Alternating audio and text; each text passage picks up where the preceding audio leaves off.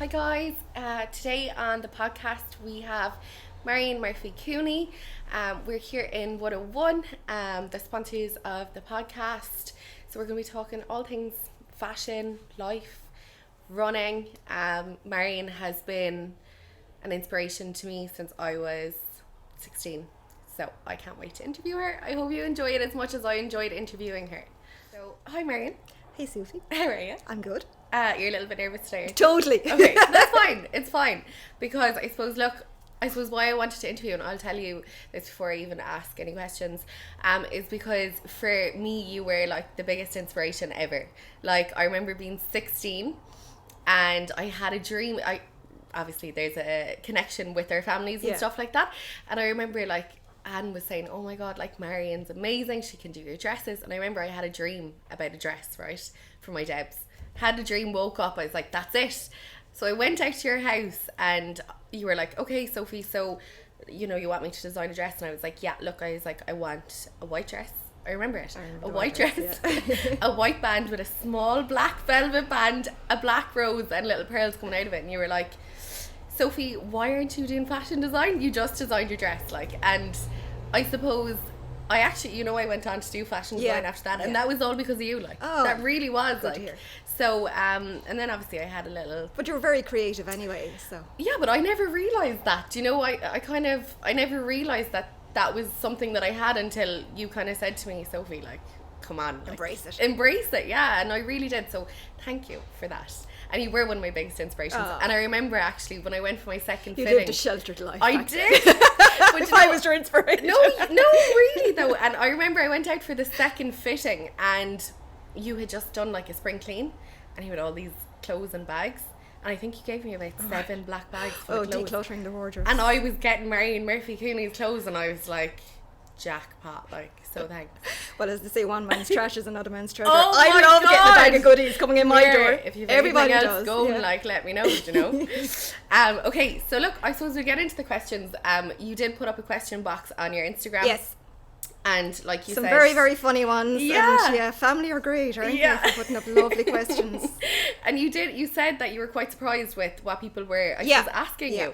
And I suppose we'll get into what made you get into fashion, and then we'll get into your running after that. So I suppose what did make you get into fashion? Do you know what? I think from a very, very early stage I was always kind of creative anyway. My dad was a self-taught artist and we were always painting. He always allowed me to paint with him, so I think the creative gene was there. My mum spoke really, really highly of her mum, my grandmother. I never met my grandmother. She was long dead before I came into existence, unfortunately, but apparently she was a really, really talented seamstress and could turn her hand to anything, and she spoke in awe of her all the time and showed me all of her beautiful pieces. So I think it was in the genes. Okay. And I think from about the age of 7, I started to sew. Okay. My poor dad had no shirts. I used to take his shirts and make scrunchies out of them. So the entrepreneur kind of was there, I'd say, at an early stage. So I'd make the scrunchies and start selling them, Would so, you? Are you serious? 20 pence for a fabulous scrunchie. Oh my God, Marion, I love it. So and all the cousins were involved and everything. Yeah. But I think I've always loved fashion. Yeah. And I think as well, we couldn't afford to be going buying everything all the time. So I said, look, I'll make it. And I started to develop it. It was really all self-taught, and I think I was about 12 when I got my first sewing machine. Oh my gosh. Off of Santa, would you believe? Oh my God. It was the best present I ever got. Yeah. And I still have it. Are you serious? Yeah, so I just tinkered away with that, and my neighbour next door used to, she'd come in and help me set it up and everything. And I just played around with that. From about 13 or 14, I went to, it was an adult class in Ballinanty in Limerick, and I think it was Sister Margot at the time was teaching it, and so I kind of knocked at the door and I said, can I join? And they were looking at a 13-year-old kind of going, but I think felt sorry for me and let me in. Yeah. But were kind of overwhelmed that I could actually sew as well. But I learned so much there. So many skills there as well. And I used to love the banter. It was 50 pence a class. Oh my God. And it was a Tuesday evening. My dad used to walk me up and collect me, and loved it. So I actually learned how to sew there even before I went to the Limerick School of Art and Design. Okay. So after, when I did the Leaving Cert, I knew it was fashion I wanted to do. And I with the CAO, you fill out, I don't know many, is it 12 or 10, I'm not sure exactly. I put one course on it, and it was the Limerick School of Art and Design. I knew my parents couldn't afford to send me anywhere else. Yeah. So it was either get that nothing. or try something else. Thankfully, I got accepted into it. It was amazing. So I went to the School of Art and Design and learned loads of skills there. Fabulous college. And then I left it all completely. Did you? Yeah, I had to get a job because I had a baby. Okay. So, but I went into the fashion retail, went into marketing and stuff, which was really good for business because you're not taught how to do business in college. Yeah. Well, in the fashion college, and I think it's a big thing. It should be involved now. Yeah. So, and that's kind of the story. So that's kind of where I led to. And then I suppose, how did you get back into it then? Was it just kind of a hobby to start off with? Yeah, no, it was always there. I always wanted to do it, but I had to pay bills, so I had to get a job. Your bread and butter. Yeah. So thankfully with the job, when I was a brand ambassador with Edward Dillon's amazing company, so I had 6 products under my belt there, toured the world with them. Right. It was amazing. Set up promotions, so it was great marketing skills and stuff I learned from that. And I was on the side making the odd outfit and for yourself or for others? Myself would see it, and then other people would want it, and like a dress for one person. It was just a hobby. Yeah. And then I kind of said, you know what, this is what I've studied, this is what I want to do, and I said I'm going to set up. My mum was like, don't leave a day job, are you mad? Of course. My dad was like, if you don't do it, you'll never know. So it was complete opposite. And so I approached the company and I said, look, I want to set up my own. And they were so good. They said, look, stay part-time with us whilst you're developing your own, which was amazing. That's incredible. So I had a bit of an income coming in as well because I had a young baby too. Yeah. And we were only starting out with our mortgage house and everything. So it was fabulous. Yeah. And that went from part-time, and then it evolved. I kind of knocked at a few doors, kind of put myself out there. And just with I suppose it evolving, what kind of doors did you knock on? How did you become Marion Murphy Cooney Designs? One thing that comes to mind is I don't know how I got her number. I really don't. It was Lorraine Keane. And the VIP Style Awards. So I think it was back in 2007 or 2009. I'm not sure exactly. And I contacted her and I just said, listen, VIP Style Awards are coming up. Would you be interested in wearing one of my designs? And she said yes. And I was like, oh. So I was like, oh God, I have to deliver now. So I met her dress. She came down to my house even for her fittings, which I was blown away. Her husband, Peter Devlin, brilliant. Of course. So they came down, did her fitting, beautiful champagne silk dress. Corsetry at the time is what I was kind of specialising in, so it was real corset around the waist, plunge neckline, up at the front, long at the back, gorgeous raw silk, and an applique embroidery on it. Made the dress for her, she was delighted, went to the VIP Style Awards and won the best dress. Oh my God, Marion. Amazing. I was like hopping on the couch when I found out. So was that kind of your That was kind of then, it was like, oh, who is Marion Murphy Cooney? Like, who is this person? So Lorraine was absolutely amazing to me. She was such a good ambassador for me, and she really helped me and promoted me. She got me onto Expose and all of that from there. So then from the likes of Lorraine Keane, it went to a lot of Ireland's familiar faces then that I would have dressed throughout the years from that. So I suppose that kind of ties into with social media, because you were kind of doing the brand ambassador #SP before it was a thing. Yeah. So I suppose, how do you feel social media has either helped or affected your business? Like, do you think it's... I think it's brilliant. Yeah, okay. I think... Now, look, there's pros and cons to everything, and I think you make it yourself what you want from it. You can get really wrapped up in it, and it can consume you. Okay. And actually, with this whole new thing... It's brilliant. I think it's the best thing that ever happened. I love it. The best thing, because I know influencers who are consumed by likes. But come here, even us ourselves, I get consumed by likes. Yeah. Sometimes I'm afraid to put something up because I'm like, what if I get no likes in it? Yeah. And that's a terrible thing to have. Like. It is, absolutely. It's a pride thing, because I mean, with my work, I'm portraying my work, and it's like, oh, I only got like 80 likes on this, and you know. And there was an argument with one girl that I'm friends with, and we're in a WhatsApp group together, and she has a bridal store, and she said the one kind of negative about it is that you can't actually see what other brands, how their engagement is happening, so it's kind of harder to compare the market. But at the same time, I get that, but at the same time, we did have social media for so long, and realistically it wasn't monetized. and they weren't making anything from it, and these people were getting successful, you know, things out of it. So I think maybe just the fact that there's a bit of regulation on it, like, do you think it's fair? I think 100% fair. I totally agree with it. I think it's like, I totally embracing it. But for me and influencers, don't get me wrong, and like one influencer in particular has really grown my business, and that's Lisa Lust. She, like, you're like besties, aren't you? Oh, we are. She's as mad as a box of frogs, and she says I am too. Great, like. But I mean, she has really. She started out as well with me, kind of. You know, I mean, she came as a customer. And she likes my stuff. Tailoring is really good on her, so it was a good match. Exactly. And then sure, she went just phenomenally well, and she was loyal to me now. To be fair, you know, and.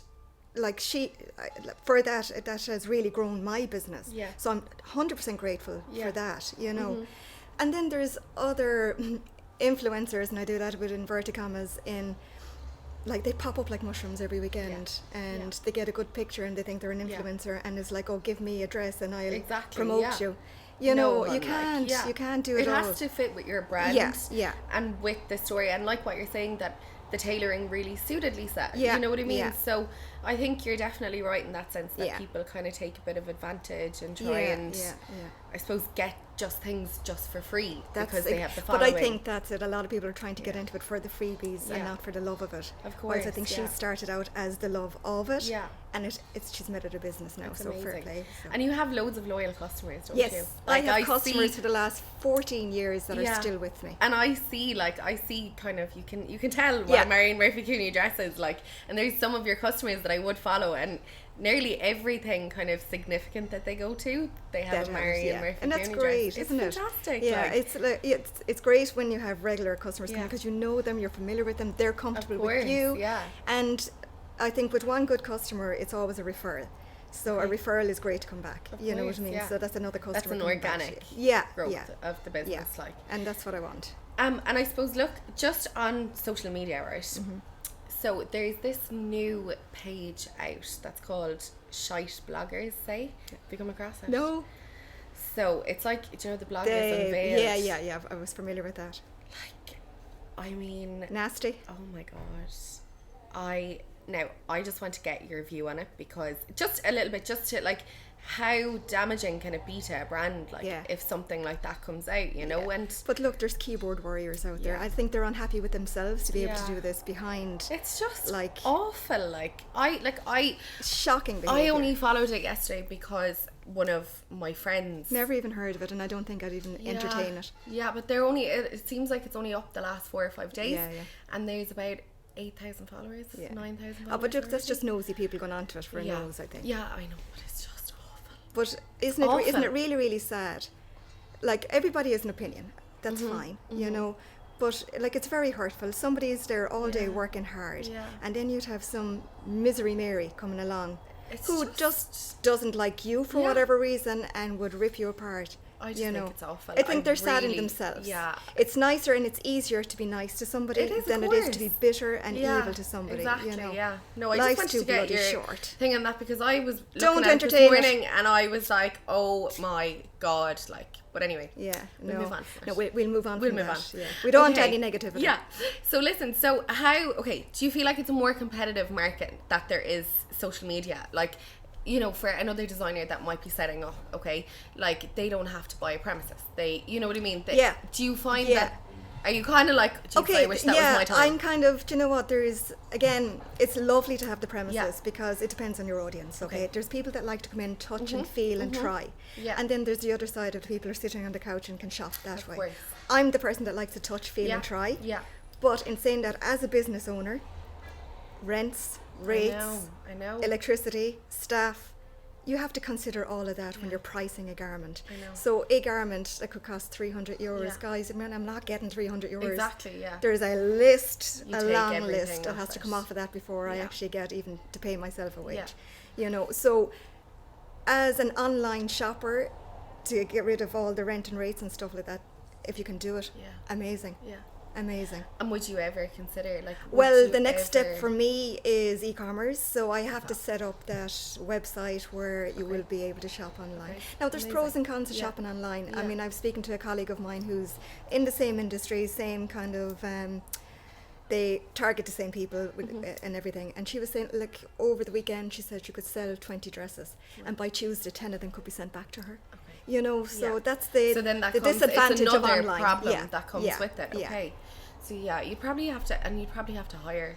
Yeah. To deal with that demand. Well, I have to educate myself into that. But that's the step. That's what we have to do now. So you do fully believe it is. I think that's my next progression. I know that's what I have to do. That's next on the bucket list. That was my next question. What's your future plans for expansion? But you know, I think, like, I honestly think that I see that there's a girl in Dubai that wears your stuff an awful lot. Yes. So, like, you know, that will open up the international market for you. And I think because, like you were saying, the tailored type of style and all that kind of stuff, I feel like maybe Marion Murphy Cooney goes international will happen. Well, I've got a lot of international clients. Okay. Anyway, I mean, I post to Singapore, China, How does that work, though, for measurements and stuff? Well, again, that's part of my ready-to-wear collection. So my ready-to-wear collection is available off the peg in sizes 8 to 16. Okay. So when they are purchasing it, I kind of make sure, okay, can you send me your measurements so I can gauge it? So they could say, look, I'm a size 12. And when the measurements are coming to me, I'm going to say, well, do you know what, you're actually a size 10. Yeah. And we can kind of deal. Now, it could be hit and miss, but if it's something small like a leg take up, I'm sure there's a local seamstress that could do any bit of alteration for you. And would you be inclined, say if someone was like halfway between the mark between a 10 and 12, would you be inclined to send the bigger size so that they can make alterations? It's easier to take in than to let out. It really is. You know, it's all. I'd always go bigger, take it in. Yeah. It's harder to let out, but even in my own shop, I'd always suggest people to go up. And so actually, just in case people don't know, tell us a little bit about your shop. What do you stock? And the Design Atelier. Yeah. So I'll tell you, how did that start up? Right. In Limerick, I was always working from my attic at home in Nina. Yeah. I remember that. So that's where we met. That's where our love connection happened. So I was there, and then the Limerick City Council contacted us and said, look, we're starting this initiative where there's empty buildings in the city. We need to fill them up to make the city look a little bit more buzzy, not having to know like dirty derelict buildings around. So they gave it to creative people, and I was with a milliner at the time, and we set up the Design Atelier. And at the time I didn't know, well, God, can I afford a shop? But the rent and the rates were really, really good. I think it was the best move ever, and I think if they can still do that now, it was because of the initiative. They should really do that again. Yeah.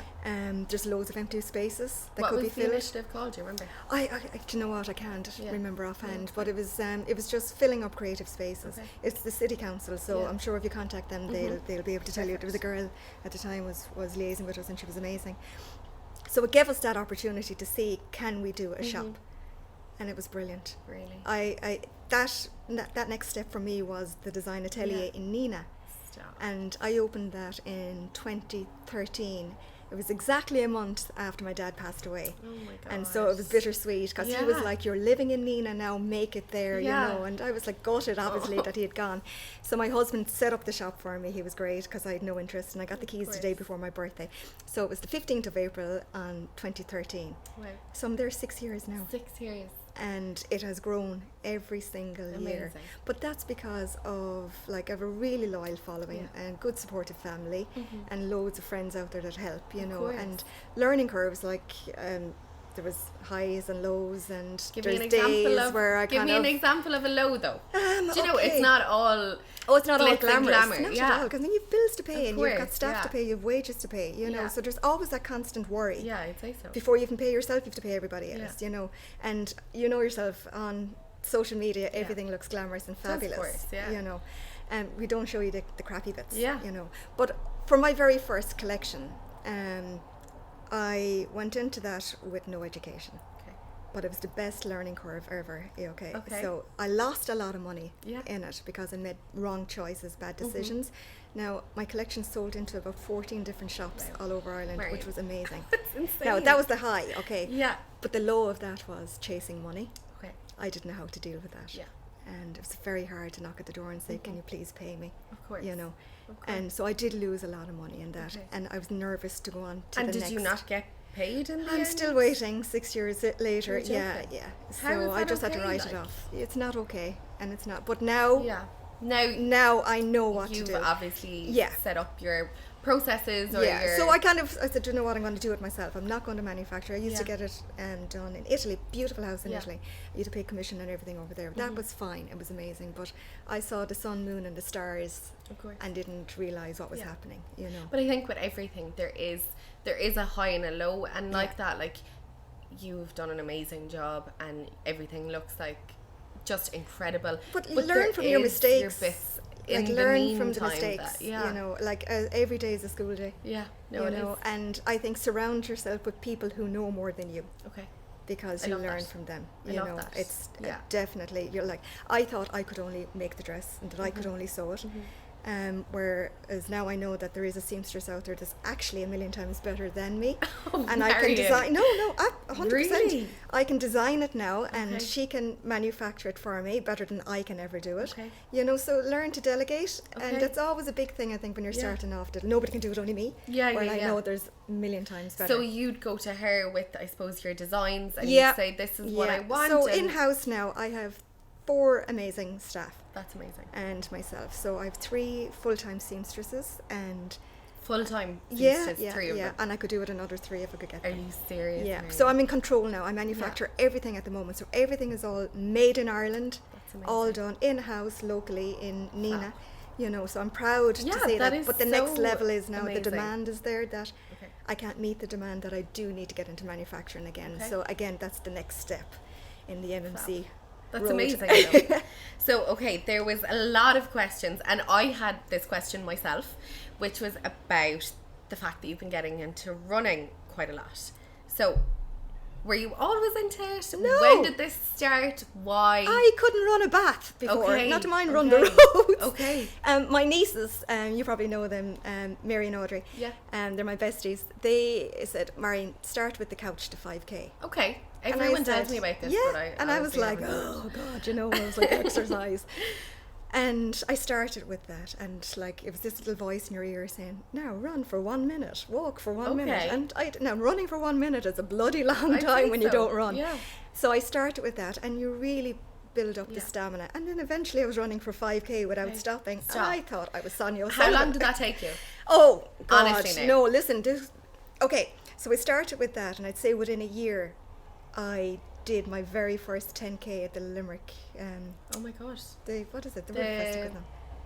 Great Limerick Run. The Great Limerick Run. Yeah. Yes. So I did that, and I never, like, the most I've ever ran was like 6K or something. So Mary said to me, okay, gauge it, as in try to get every kilometre under 6 minutes. Okay. So I thought that was great. So there was 1 kilometre, I was like 6 point something. I was like, start speeding up for the next one. So I did it. I did my very first 10K in 57 minutes. That's very good, Marion. I was celebrating like I was Sonia O'Sullivan. It was brilliant. Yeah. So, but I just kind of kept it up from there, you know, and then it went to a stage where I found it really good for headspace. When you have a really, really stressful day. Yeah.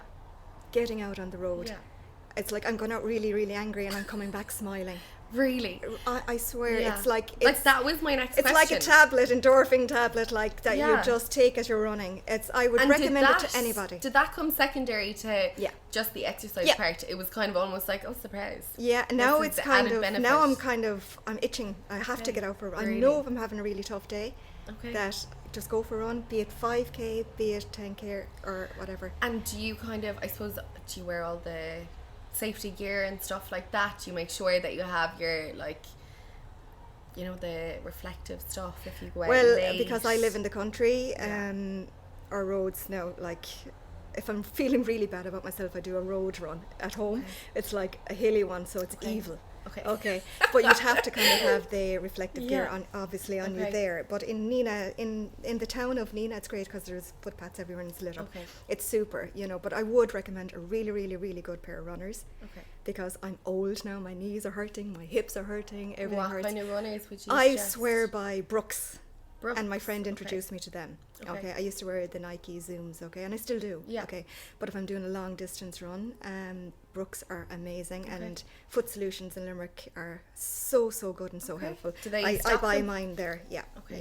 They're great inside it. The girls are amazing. And I suppose like with regards to running, like it sounds like you really kind of went at it from a like minute kind of love it now. You kind of built yourself up and stuff like that. So that's really comforting to know that you didn't just turn into this like Fitzbo overnight, you know, and that you took your pace and you did what you had to do and stuff. You can kind of become addicted to it, which is a healthy addiction, I think. You know, I try to run every second night.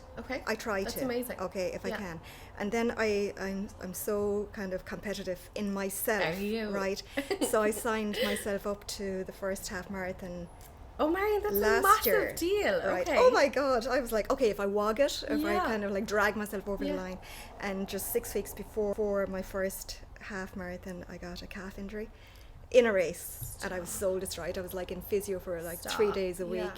And he said, you can't do it. But he goes, I know you're so competitive, you'll do it. I did it. And I did it in just 2 hours. So That's amazing. Yeah, I got over the finishing line, and excuse me now, but I actually vomited when I got over it. I think I was like dosed up on Difene and everything, but I did it. Okay, so that was another challenge. So I said, okay, I'm not going to do it again. Yeah. Then I signed up to do another one. Oh my God, Marion. But because I did it in 2 hours last year, I was like, okay, I have to beat this now. Yeah. And I drive myself mad. But that's great though. You know, Isn't but that great? I did it anyway. That's it's done. That's motivation. That's, you know what I mean? That's fantastic. Like, my kids are at the stage now when they know I'm having a bad day and Marmy, go out for a run. Really? Go out for a run. You love us more and when you come Kevin back. goes with you sometimes. Well, I doesn't he? drag him out. Yeah. He doesn't. So he got into it as much as you. But he was always fit. Sure, he was a hurler for years. Okay, so he was always into that. Oh yeah, like Kevin wouldn't run from one end of the month to the next, and he would do like a 10k like nothing. Drives me mad. Drives me mad. Oh, you know. stop, So, but yeah, he's naturally fit. Okay. You know. So every so often I kind of drag him out. No, I'm not going running with you. You know. You're like, come on. So yeah, no, it's great to have company. You know, because it can be boring as you're doing a long one and stuff. And then I love the balance that you have, because I always see you then with like your glass of prosecco. Oh Lord. And I run for it. Do you know what? The glasses that you had, they're like the tall stem ones. You got them in BTs. Oh, the LSA. Yeah. And I was going to a wedding and I saw them. I was like, oh, if they're good enough for Marion, they're good enough for them. So I got them a present. Fabulous. Inspired by you. Fabulous. Again. I mean, I got them. It was Quiva bought me them as a birthday gift a couple of years ago. She worked up there, didn't she? She worked in BTs at the time, and I love them. They're beautiful. They're very fancy. They're so fancy, but I love them. I think I'm just the queen when I have them. Like. So there was another question that was really interesting about fashion. Basically, the best high street to wear with high end. Yes. Okay. I mix it up all the time. Okay.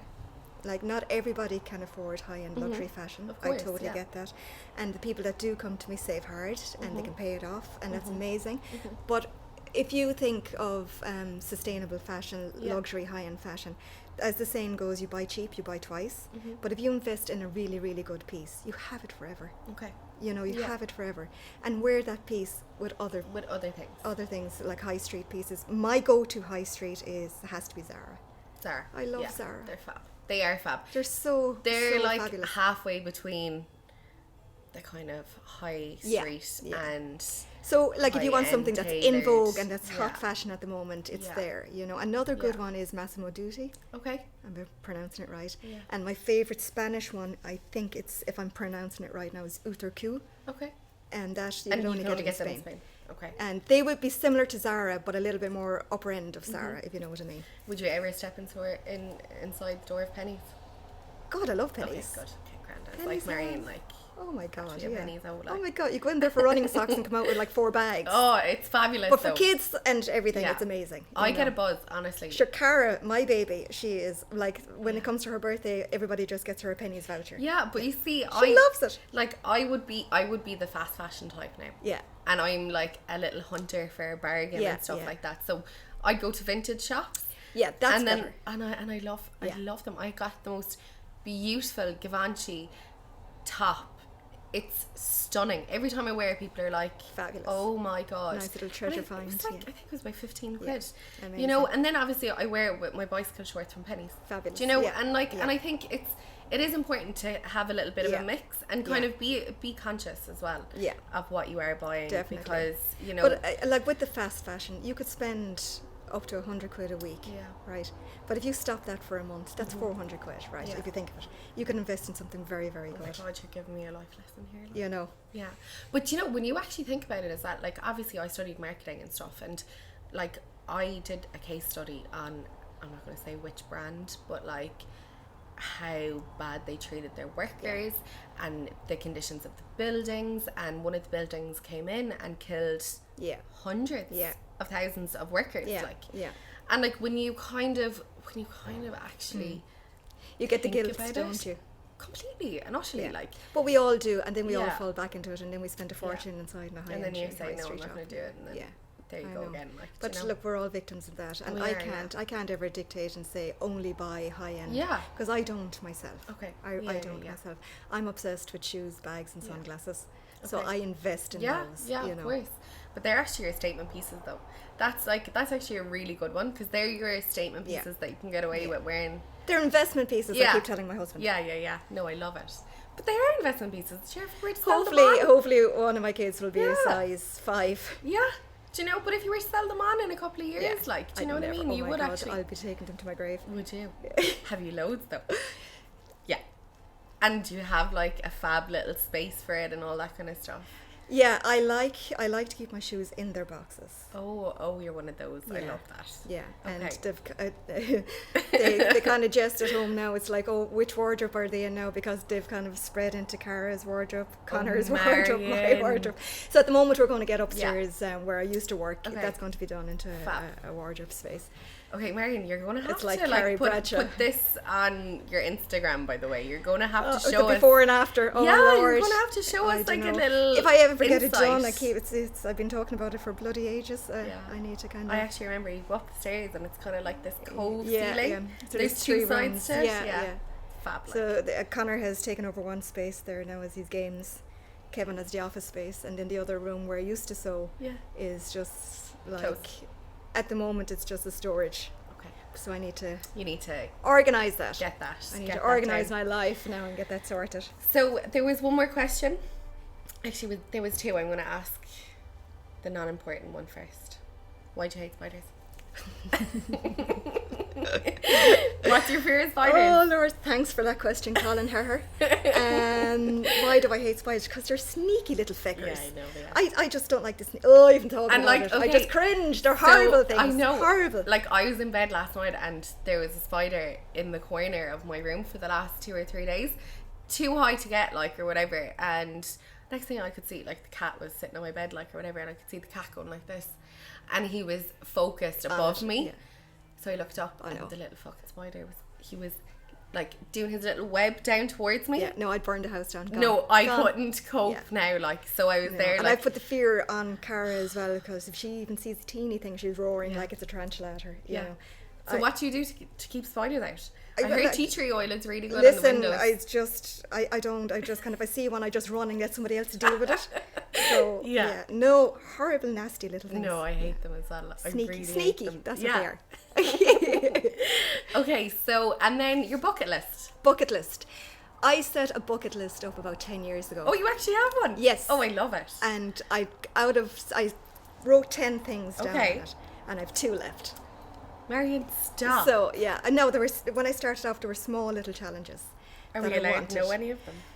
We won't go through them all, but like one of them was just to have my own shop, for instance, and I have that. The next one would have been kind of the ready-to-wear collection. There were small little steps in progress of what I was doing and relevant. And so the biggest one that I have on it now is to have a lovely house abroad somewhere. Yeah, no, very visualised to materialise, ladies and gents.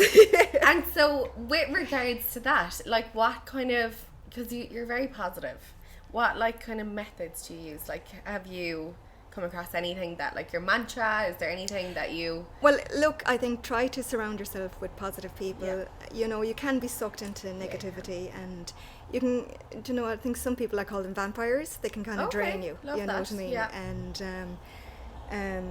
there was a book out, Chicken Soup for the Soul. Have you ever read it or heard of it? But I read that, and like, that's where the vampire thing came from. And you can kind of associate, like, if you look back at all your friends now, and you can see the friends that soak you and drain you, and there's friends out there that kind of use you for what they want from you, and when you're of no need to them, you know, so you kind of, I'm learning now to see these people and to try and stay a little bit more positive myself, so to get rid of it, you know, cleansing all of that. So to keep focused, my mum has always taught us to save. Always, you know, so I'm a good saver. Are you? I'm a good spender as well now, don't God. get me wrong.